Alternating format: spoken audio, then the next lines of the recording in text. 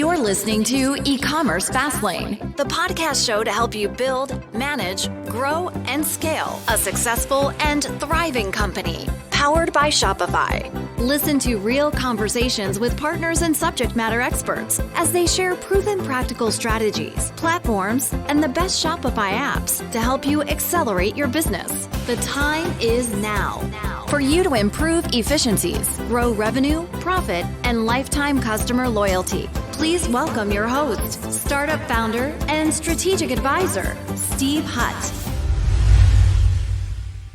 Well, hey there. Welcome back to eCommerce Fastlane. My name is Steve Hutt, and thanks so much for tuning in today. You know, so many podcast choices out there, and there's literally hundreds of them really in the kind of direct-to-consumer kind of e-commerce space. I massively appreciate the fact that you're taking time and listening to today's episode. You're going to gain a lot of knowledge around how you can grow and scale your Shopify business. Now, our episodes are now available on all of the podcast apps now, including Apple. We're on Spotify, Google. We're on YouTube, and we're actually even streaming live now on Amazon Music. So that's quite interesting. Just got a little ping on that right lately. So if you consume your content over at Amazon, you might want to check that out. Now, for a deeper dive into all the topics with some additional resources I'm going to add there, you can go back to our website over at ecommercefastlane.com, and it'll have some extended insights. I'm going to have a few links, some resources, and there's even a special bonus. So if you listen to the end, we have a special bonus for our dedicated listeners. Now, today's episode, I have an absolute privilege. I know we punted this show around a few times. There's been some challenges of getting recordings and time and all these other things. I'm so glad to have Charles on today. It's Charles Nicholls. He's the co-founder and CEO of a company called SimplicityDX, and the DX stands for digital experience. And they have been making significant strides in the Shopify ecosystem. They have an incredible app. They have an incredible platform. For me, I believe that they're there to reduce customer acquisition costs, and they're saying even to up to 50% less. And we're going to go into some interesting conversations around first order break even, and there's lots of fun topics today. So hello, Charles, and welcome to eCommerce Fastlane. Hey, well, thanks for having me, Steve. My pleasure. So let's talk on a high level first. SimplicityDX. I've done a little bit of research. I've looked at the app. I've gone to your website, read a few podcasts or a few blog posts. And so I kind of have a reasonable knowledge of kind of what you do and the problem you're solving. But I'd like to hear it in your own words, since you're part of the founding team, about what sort of problems are you solving today for Shopify brands? I mean, really, many brands are facing a customer acquisition cost crisis. It's a perfect storm of things that have all kind of happened together. You know, we used to be able to target ads much more specifically. And then, of course, Apple's Ask Not to Track came along, and we have creeping privacy regulation across the planet, which is making life much more difficult to target people specifically. And as a result, audiences are broader. And when they're broader, what that happens through is when they click through and they arrive on your Shopify site, if you're sending them through to a product detail page or a category page, you're typically not getting great results. And what happens is that a lot of people bounce off. We've seen very high bounce rates. And we really fix that problem by joining together the social ad effectively all the way through to building a much better experience so that customers don't bounce off, and ultimately that drives revenue and reduces customer acquisition costs by 50% or more.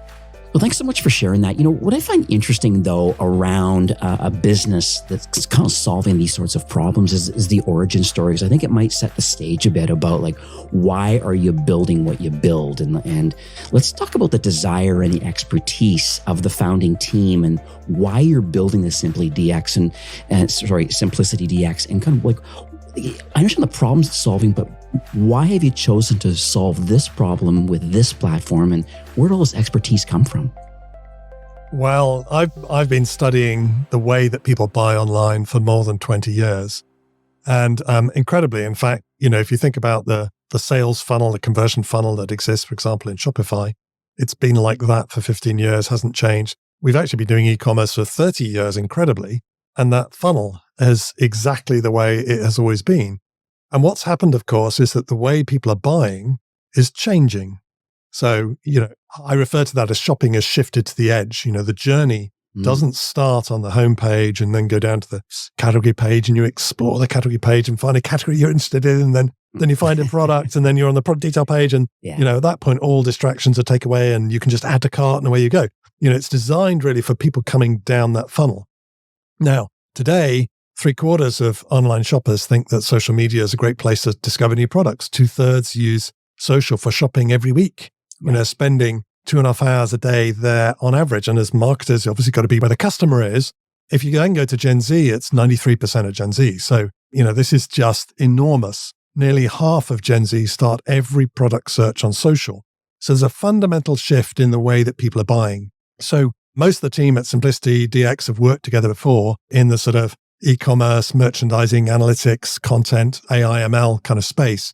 And this is a very logical thing for us to do. This is a problem actually we've wanted to tackle for a long time because it just saw this gap really between where the journey starts and commerce just getting wider and wider and wider.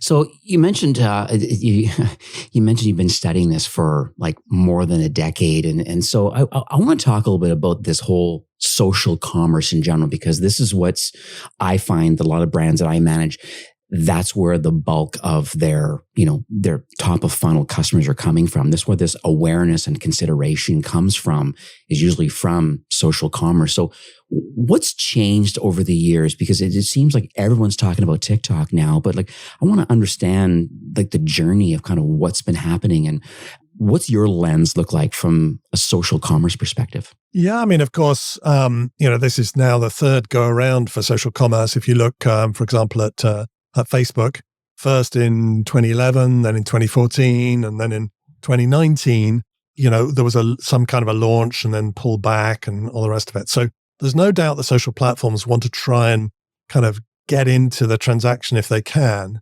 But every time this has struggled a little bit, right?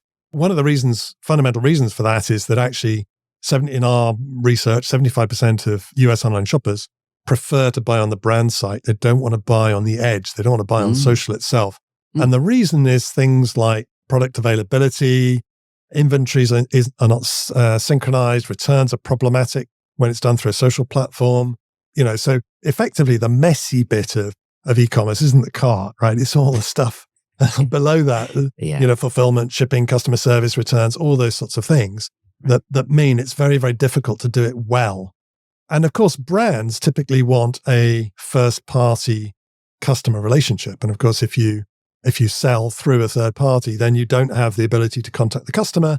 And of course, profitability comes from the second sale, the third sale, the fourth sale, typically. So, it's kind of really important for the brands also to build that direct relationship rather than having a disconnected customer relationship. So there's the reasons why consumers prefer, to do it on the brand site. And there's reasons why brands want to do it on the brand site too. And you put that together, and it's kind of really obvious that social is a great place to discover products in context, to get entertained, to find out about new brands. But ultimately, for all those reasons and more, trust being another big one, customers typically want to buy directly from the brand and have that brand experience. Mm-hmm. So I'll be devil's advocate here, but so why are the social networks so determined to get into e-commerce? Because it seems like, every month Shopify kind of announces something where they've forged this partnership directly with being able to buy from within that network directly. You're suggesting that most people prefer to buy on the brand site for the availability and all the, the reasons you mentioned, but are these millennial and Gen Z buyers, are they privy now to the fact that they feel confident that a bulk of the stores that they're buying from, if they're buying direct, are Shopify powered, and Shopify's forged these connections, I guess, with these social networks to be able to buy from within social? I just want to get your feedback on that and kind of how you feel that why the social networks want to get involved in e-commerce, and why is there a disparity between buying on the brand side, and is there still business to be had on the social side with these partnerships? So, great question. I think the reality is it's all about data. As cookies are going away, as increasing privacy regulations is hitting and impacting the ability to target, then what the social networks want in particular are the signals, the buying signals. What did this person buy? What's Steve interested in? Because before this, they could track you across all these different sites and understand exactly what you wanted. Now, there is still an opportunity, and I sort of break this down into the buy now traffic versus the learn more traffic. And there are undoubtedly, if they're at the bottom of the funnel, they're familiar with the brand, or it's an impulse purchase, you're going to get maybe the 1% who kind of ready to click buy now. Mm. The learn more traffic is classic customer acquisition, top of funnel. That's the 99% who are not yet ready to buy. They need something different. They need much more nurturing, exploration, explore the brand, get comfortable, find out more about the brand story.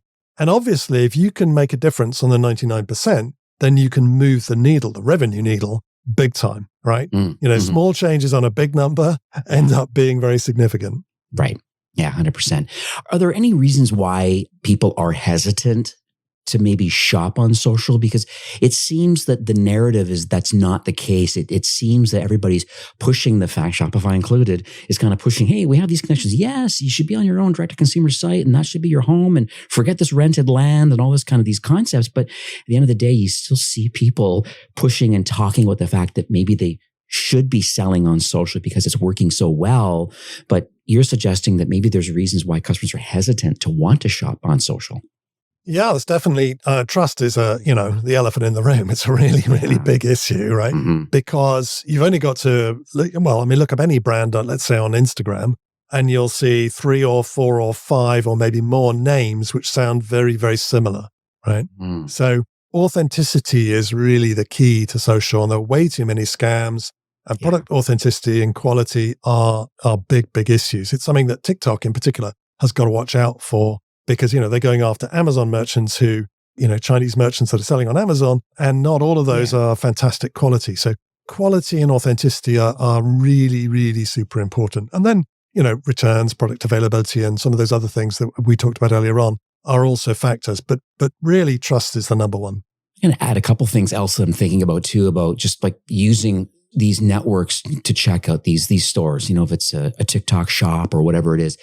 I think it's interesting is because sometimes you're doing this one-off, and I'd argue, and I think that's kind of where SimplicityDX fits into this equation, is that, the CAC is never there. It's difficult to be profitable on the first sale. And I think number one, because everyone's taking a slice of the pie, and overall, the cost of showing these ads and the final click through and the final conversion, at the end of the day, it's not like these networks are the ones that are winning the most. And I think there's other connectivity issues, regardless of how great Shopify believes that maybe some of these partnerships with these networks are working and hopefully filtering back to the mothership, back to your main store. I think there's going to be some inventory synchronization issues with a 3PL. I just want your feedback about what problems are you seeing like around these social checkouts? Well, we actually went and shopped all of the launch partners for Instagram's social checkout. Oh, nice. Just for fun. We went shopping and basically bought from all of them and then returned products to then see what the experience was like end to end. Okay. And first off, quite a few of those launch partners, some big brands had stopped using social checkout despite significant incentives from Instagram and the like. But that mystery shopping is fascinating because whilst only 15 out of 26 are still using Instagram checkout, the issues were really about maintaining 2 stores. What happens? For example, we've just done Black Friday, Cyber Monday. Are you going to replicate all of your promotions up there?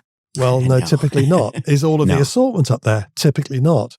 How frequently is inventory synchronized? Probably 24 hours. So over that promotional period, the customer very quickly sees that actually they get a better price for products more likely to be in stock and all of the products that the brand supplies on the brand site. So it's almost like it's a tease, and then people go, oh, well, actually, I'll buy on the brand site. That makes much more sense. Mm. So let's talk about how we measure revenues and stuff like that, because I think that's the other kind of elephant in the room too, is that I believe it's probably hard to measure the revenues from social media. I think you brought up one point about the privacy policies, especially in GDPR, you being in the UK. It's just like, it's interesting. And Apple kind of, the cookie apocalypse from Google and all the things that are happening. So like from your perspective, I'm leaning your way now, and I understand these larger, bigger brands are choosing to not do social checkout because they want to kind of own the journey and they want to own the 3rd, 4th, and 5th sale, this lifetime value. But from your perspective, why is it kind of hard to measure social revenue? We in fact did a survey not very long ago of merchants and digital agencies, and concluded that only 3% of merchants, digital agencies could actually measure all of their social revenue. So it's not just hard, it's really damn hard. All right. And the reason why, whether there are technology reasons and then there are buyer behavior reasons that go hand in hand. The technology reason really is that it's getting harder and harder and harder to track people, right? And if you look at what's happened, for example, with Google Analytics, they've gone to GA4, which have gone from a deterministic model where you're actually trying to measure and track people based upon the links that they click, through to something which is much more probabilistic, i.e. they build a model and then they estimate it.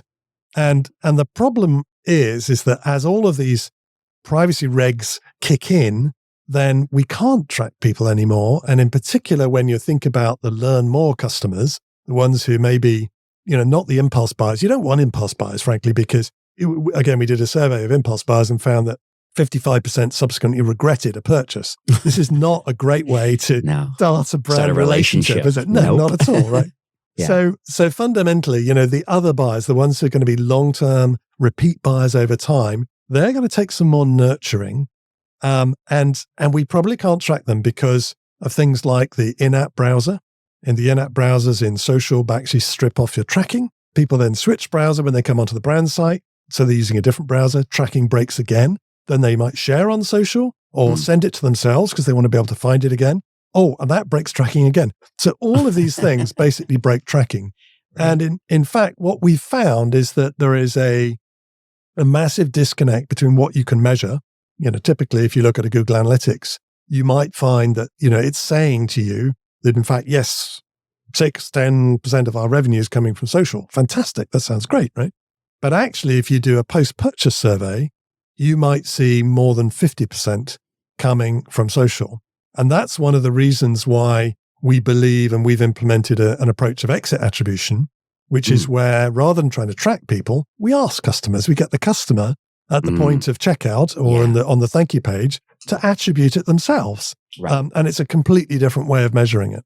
And I think that, and I've heard of that strategy before too, because I think there's trying to attribute where this sale actually came from. And because there's such this whole multi-touch point, they saw this, then it was word of mouth, then there was a YouTube ad and there's something else. And all of a sudden, then they went directly to the website. Well, how did they, is it the last click attribution and how do you figure that all out? But asking the actual question in the mind of the customer and saying, how did you hear about us? Like even one simple question at the end of the sale, their highest point, they're happy, they're excited for their product. They're going to answer that question, especially if you have a few drop downs of like probability of where you likely came from, Facebook ad, a TikTok ad, YouTube, a word of mouth, these sort of things, a friend referral, whatever it might be, right?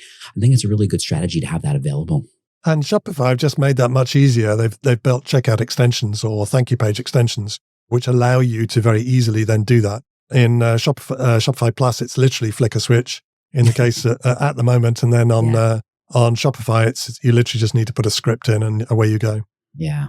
So I want to talk about ROAS because it's another interesting topic. And I think I read somewhere that you believe that ROAS is a metric, which a lot of brands are currently using just to talk about their social campaign performance. Overall, their paid social, how well is it working? And it's kind of how marketers are quote unquote graded by their CEO, so to speak. But from what I understand, you believe that it's flawed. And I'd like to hear your feedback around ROAS. Well, ROAS is the most frequently used metric by brands to assess, their advertising performance. It's a metric that very much has been driven by the networks as a way of measuring it. But it is problematic, right? Because in particular, if we're thinking, let's say, about social, we're going to go and use social for customer acquisition. You can drive a much higher ROAS. And if you optimize around ROAS, then you may not necessarily be acquiring new customers. And the reason for that is if the algorithm is focused on just the return, maximum amount of revenue for the ad spend that I've got, then where's it going to go? The algorithm naturally will seek the ones more likely to buy, and existing customers are more likely to buy than new ones. And therefore, if you're not careful, you end up basically advertising to existing customers rather than doing new customer acquisition. And obviously, if you've already got an existing customer relationship, you've probably got email messaging or email and messaging that you can then get sent to them, in which case it's a fraction of the price and way more effective. So you got email in particular is a fantastic channel, for existing customers. And advertising is very much focused on new customer acquisition. And obviously there's some gray area reactivating lapsed customers and things like that as well, which you might do advertising with in addition. But in effect, if you think about it in that way, then that's kind of important. You need to think about ROAS carefully and probably use CAC or customer acquisition cost alongside it to balance it so that you don't just chase the revenue, because ultimately what every brand needs is they need new customers. Everybody has attrition, right? Attrition in some sectors is like 40% a year. So you've got to recruit 40% more customers every year just to stand still, let alone grow. So keeping that focus on new customer acquisition is super important.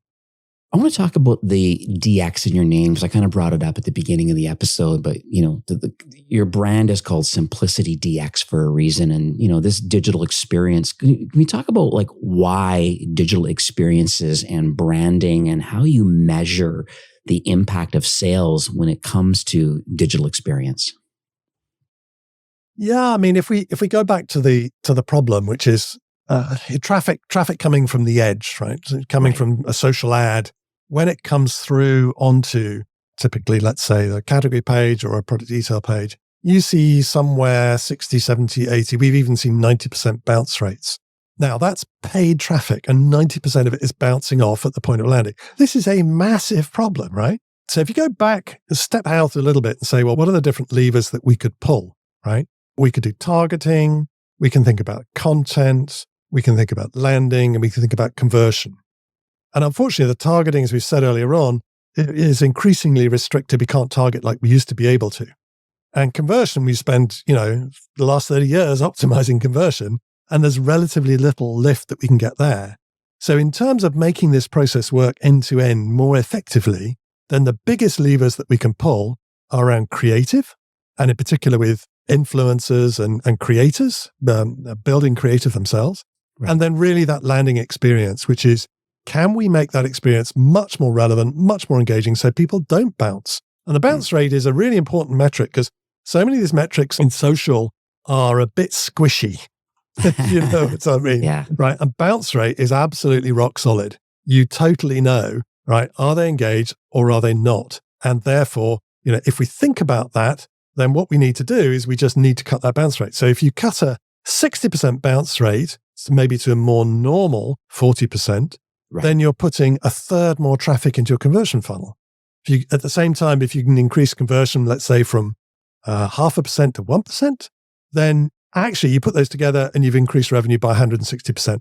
So by playing with this part of the process, there is enormous opportunity. Yeah, this is lovely. This is going to hit home for the brands I manage, plus the thousands of people that are listening to this episode right now. So I think it's such it's fresh thinking about what you need to do today to actually start growing and scaling a business. I think a lot of the past kind of quote unquote tried and true strategy is unfortunately just not the way to run a business anymore. And I think you clearly articulated kind of the benefits of, well, maybe these social networks are not necessarily the best place to be. And if that is the case, and these different kind of shops and stuff, maybe the opportunity is truly understanding the customer journey. They're on the edge, but they got to get back to the store. How do we, and that's what kind of I get into my next thing. I really want to hear a story around SimplicityDX, because I went over to your resources page and I see quite a few case studies that are listed here. Hopefully you can share one or two, at least. I'd just like to understand the journey. Like, is there a brand that you can think of that faced a certain challenge? It could be a CAC, a ROAS problem, which probably most people listening have the same kind of challenge, but then they found SimplicityDX, and, was it instrumental in any of their continued growth or incremental growth or improving efficiencies? I just like to understand kind of what happened before SimplicityDX and then maybe what happened after implementing your solution. Sure. ModCloth would be a great example of that. Okay. Sort of vintage-inspired fashion, regular new arrivals coming in every couple of weeks, so relatively fast fashion. Right? Yeah. And before you typically, let's say, take one of those new arrivals campaigns. So every 2 weeks, you're going to promote the latest stuff coming in, and you're promoting a category and probably featuring 3 or 4 products out of the category in a short video going out on, let's say, Instagram. And what happens is then, where do you take that traffic? If you land them on the category page, the new arrivals category, then there may be hundreds of products there, in which case you get lost, right? You're looking for the green dress that was featured in the video, and now you're scrolling on your phone with your finger up and where is it? And you could be going many pages down to then try and find the product. And of course, the product might look different as well. All right. So that's kind of the challenge. And what Simplicity does, it makes it super fast and easy and quick to do this. We use a lot of automation and AI to do this, is, for a given ad, you select the ad, and then basically it will go and build a complete campaign microsite around that campaign. So when you send the traffic, instead of it going in, you can't find what you want to be able to buy the green dress, you can. You want to be able to shop the catalog, the rest of the category, you can. You want to go explore the brand or see brand videos, you can. There are no dead ends like you get landing on a product detail page. And what ModCloth saw, and ModCloth gets like 52% of its sales from social, so it's a very social brand, right, is that using this approach with SimplicityDX, they cut their customer acquisition costs in half and reduce their bounce rate to only 33. Now, by cutting the customer acquisition cost in half, they went from $35 down to $17.6. And that is super critical because at that point, they are now in the first order payback or first order break-even point where the margin from that first sale is the same as the customer acquisition cost. So instead of brands normally on average lose $29 for every new customer that's acquired, right? And therefore you've got to sell order 2, 3, and 4 in order to be profitable. Yeah. But if you can get your customer acquisition costs down to the same margin that you make on that first sale, then this is a game changer. Really, it just changes the rules and the economics of e-commerce. And I know we kind of chit-chatted kind of before recording. I understand there's going to be a practical e-commerce blog post coming out soon. And I think some of the concepts that you want to share to the market is this whole idea of first order break even. Do you want to kind of, I guess, share some of the insights that you found and why you've written this article and what kind of impact you believe it's going to have in the market? Oh, sure. I've been writing for practical e-commerce for many years, somewhat sporadically sometimes about all sorts of different topics. But this one I think is particularly relevant because as we think about 2024 and kind of where brands are headed, they've got through Black Friday, Cyber Monday, into 2024, right? This customer acquisition crisis isn't getting any better. It's not getting any easier. Privacy stuff is getting tougher and therefore targeting gets more problematic. So quite a few brands in 23 have gone to the wall because of customer acquisition costs getting out of control. You had cheap and easy debt and way too much venture capital sloshing around and low cost of customer acquisition. So when all of those change, then you end up with this perfect storm and brands under pressure for sure. So maybe my thought would be in 2024, maybe having a look at how you could begin to think about CAC as a strategic metric and maybe think about reducing it, maybe getting somewhere closer to break-even point if you could do, is a really, really good way to start out the year. It's funny you mentioned about just the competitiveness of e-commerce and stuff like that. And I know Shopify made a big announcement about their BFCM results. And they were like, I think it was $9.3 billion over that 4-day weekend. It was up 24%. No wonder their stock price keeps going up now. It looks like with their layoffs and kind of organizing and tightening up their bootstraps a bit and being very strategic on how they're running their business, it's very clear that entrepreneurship is alive and well. And Shopify is definitely the platform of choice. And it's clear that buyers are seeing value in wanting to shop on a Shopify store. And you're right. I think the competitiveness of e-commerce and just the overall continued growth of e-commerce, even though we're kind of post-pandemic, I think SimplicityDX is kind of like positioned in a really good part of the market right now. It's a great spot. I mean, as I said earlier on, we really wanted to tackle this for some time. And I think there's a whole series of forces pushing in this direction, which basically said, hey, we absolutely need social. That's the best place to acquire customers, but it's getting harder. So we need to do something fundamentally different. I'm going to make sure in the show notes that I put a copy of the mod. That's a really good idea. I just actually searched for it now. The ModCloth reduces customer acquisition cost by 50% with these kind of AI social storefronts. So I'm going to put that link in the show notes so people can kind of read that. There's a few others in there. I also I want to talk a bit about the Shopify app itself. So I know you have that's kind of part of your connection to the store and your network. Can you walk us through what happens when someone says, hey, I want to try this SimplicityDX solution out? They get the app and they download it and they install it on their store. What happens next? And then how do people implement it? Yeah, I mean, it's pretty easy. It's the simplest one I've ever worked with in e-commerce, in that you literally go to the App Store, you search for SimplicityDX, bang, you say, yep, off we go, install. You go through the consent processes, which says, I'm going to share this data with Simplicity. Is that okay? Etc. And then after that, you need to do a couple of different things, right? You need to connect up your Meta account, and that will then pull in all of your Meta creative, which we're then going to potentially use. The product catalog and inventory synchronization is already done from Shopify. And then there's probably a little bit of setup. Maybe you put your fonts and colors and those sorts of things in there. And then once that's done, so that takes, a few hours, literally, you may choose to put it on a subdomain. That's probably the stickiest part of the implementation. You don't have to, but a lot of people want to do that. So social.brandname.com. Right. And then having done that, you'll be building complete campaign stores literally in a few minutes. And once all of your ads are coming in from Meta, you literally select, okay, this is the ad, this is what I want to do. And then you link it to a product or a category. And then the AI is going to kick in. It builds a whole series of other components for you. And then away you go. And then all you need to do is say then, okay, brilliant, happy with that. I want to make a few changes. You grab the link, it then attributes it using the correct UTM code. So it's going out on Instagram. You can schedule publishing, all those sorts of things. Take the link, pop it in your ad, and away you go.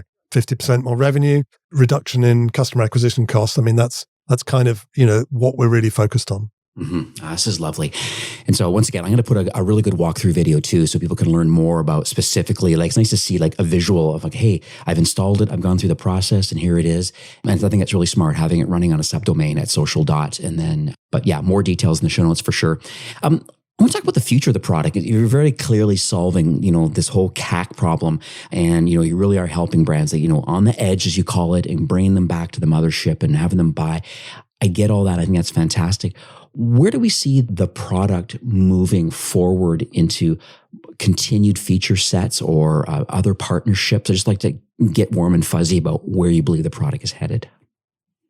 Well, we are 100% focused on driving more revenue from paid social and dramatically using CAC for brands. I mean, that's basically what we do. You're not going to go and see us do anything else. That is, that's our DNA. That's our purpose on the planet. We think it's A, very important, and B, we're very unique in doing that. That doesn't, in terms of where we come from, that doesn't fit everybody perfectly. So, we typically are talking to, the larger brands, probably a bit, maybe a little bit more sophisticated. And so I've not just started out in e-commerce. Maybe I'm growing at that point. You're probably advertising on social media, maybe spending $15,000 or more per month. Okay. Can be either Shopify Plus, that doesn't matter. And then typically, probably, 50 products or more, or maybe more than 5 million in revenue, something like that. That's kind of the sweet spot in terms of the brands that can get the most value out of this. Right. All right. So that's good. That's a good sweet spot. And actually, that's a lot of listeners that are here right now. So that you obviously have a little bit of traction. You're, likely doing, you're saying maybe up to maybe 5 million in revenues, but I have a funny suspicion that there's people that are in the $2 and $3 million range that are already spending 15,000 or more a month on paid social. And so they can instantly see a reduction in their CAC by getting involved with your platform. That's the end of the day. That's kind of like the crux of kind of why I'm having you on the show today, because I think I agree with you that the CAC is high, the competition is high. And how do you differentiate? Well, part of it is just being profitable, getting close to this first order break even, as you kind of talked about. It's just how do we do that? Well, your platform with AI and how you're able to connect to Meta. It's very interesting to me that opportunity is there. The savings is there. You just got to go and do it. Right? Yeah. And the reason people haven't done it traditionally, everybody's got landing page builders or page builders, and they've got Shopify and all the rest of it. They sure but do. the reason they don't do it is because it just takes too long, right? Right. Yeah. If you're running lots of social ads, these things have a very short half-life. It's just not possible to do it. So you need automation to do this for you. That's really what we enable. We make it super fast to do this. You're literally in a couple of minutes, bang, you've got a complete campaign store that is just going to drive so much more revenue and much better conversions. This is lovely. So we are kind of nearing the end of the show for today, but there's been quite a few takeaways. I mean, I'm on page 2 of notes now. So hence why I love this podcast, because I get to learn a lot too, and I get to pay it forward. Number one, by broadcasting it out to a wide audience. Number two, people that I'm working with directly and just saying, hey, guess what? I just spoke to Charles over at SimplicityDX and you got to listen to this show, or here's the details of kind of what I've learned. And I have a couple takeaways that I have right away. I agree with you that the shopping, I love your angle about the shopping has shifted to the edge. I think it's very interesting to me. That's where the customers are, and we need a better funnel. And I think that's what SimplicityDX is doing. It's creating a better funnel to reduce CAC. Is there anything else that I'm missing? No, I think you've said it very nicely. I mean, all right, there you go. I'm hired. Well, the other thing is we live up to our name, right? Right. We really make this simple and easy and fast, and we recognize that people don't do it today because it's too hard, right? Right. So that's where technology and AI and ML can really help and just make life so much easier.